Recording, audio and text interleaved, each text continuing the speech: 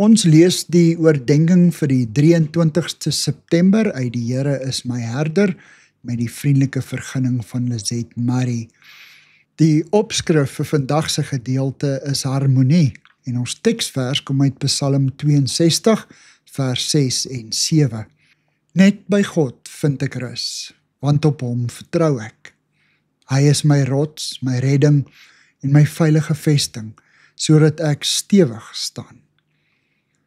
Ons leef in 'n tyd vol wanklanke en wanorde. Ons hoor en sien en lees van onrus en oorlog, selfs van natuurrampe. Ons beleef pandemies soos die COVID-uitbreking en ons het almal 'n diep hinkering na rus en vrede en harmonie. God is 'n God van orde en volkome vrede. Wanneer ons by hom tot rus kom, val dinge in plek. Die warboel in ons gedagtes maak plek vir orde. Ons gedagtes spring nie heen en weer tussen paniek en hoop nie. Ons voete staan op 'n veilige rots, ons kry weer perspektief. Wanneer ons die psalms lees, kom ons siele tot rus.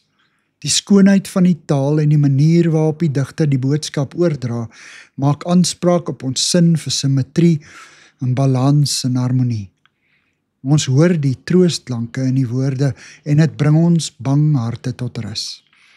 In Psalm 136 word ons in al 26 verse daaraan herinner.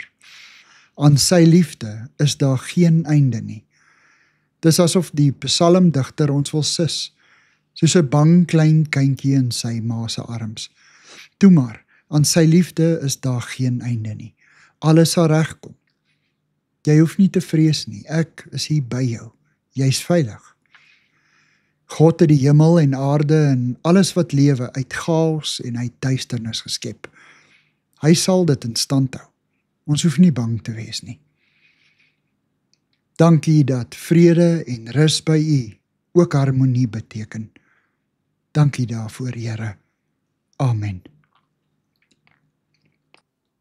Dankie vir die saamkuier. Ek deel Lizette se kontak en webblad besonderhede in die inligtingsparagraaf van hierdie voorlesing.